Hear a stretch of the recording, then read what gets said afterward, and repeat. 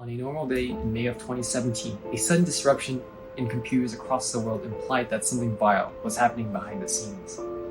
Files were encrypted and held hostage for a large sum of money, where the payload spread like wildfire across the internet. It was a devastating cyber attack that hit companies and organizations around the world. It was known as the WannaCry attack, and it was one of the largest ransomware attacks in history. The attack began on May 12th, when hackers unleashed malware called WannaCry onto the internet. This malware spread very quickly, infecting hundreds of thousands of computers in more than 150 countries. So, what really happened? Well, encryption of packets is what allows for people's information to be secure on the internet, to prevent being intercepted by malicious actors.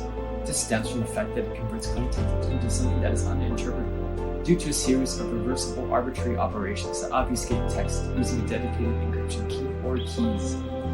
In the context of malicious programs, files can be found and encrypted in the masses using simplistic directory traversal. The WannaCry attack was a type of ransomware attack, leveraging the principle of encryption on files, demanding payment in exchange for the decryption key. It partially used the RSA algorithm to do this. Normally, P and Q are very large numbers, which makes them very hard to brute force. When files are encrypted, they have information that cannot be accessed without the keys to decrypt it. When you convert the hex from the encrypted text in the example, the decoded string looks something like this. And I don't think anyone can work with it without any keys to decrypt it. A way I like to think about it is like listening to people speak in a foreign language.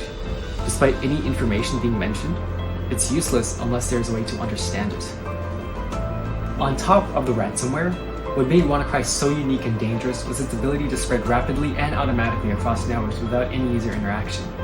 As you can see over here, internet traffic using the SMB or server message block protocol is being sent across the network from the payload, where vulnerable devices could be compromised. This is different from the typical network traffic, looking like this, where as you can see it doesn't have as much traffic with SMB, especially to numerous destinations.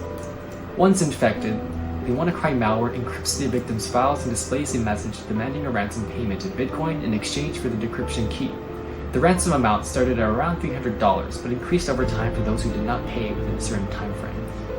The attackers threatened to delete all of the victim's files if this ransom was not paid.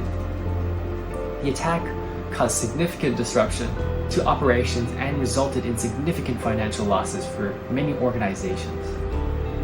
One of the reasons that the WannaCry attack was so successful was due to the lack of regular software updates and patching by many organizations. Microsoft had actually released a patch for the vulnerability exploited by Eternal Blue 2 months prior to the attack, but many organizations had not installed this patch and were using outdated versions of Windows that were no longer supported. I'm fortunate enough to not have experienced the consequences of malicious software. However, my grandfather has learned about this the hard way, where he has changed the ways he approaches sealing software.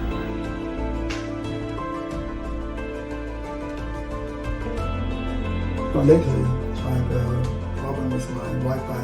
I try to fix usually, as always, but this time it doesn't work. So I brought to Best Buy. The next day, they notified me that it's ready. So I went back to pick up my computer and asked also what happened.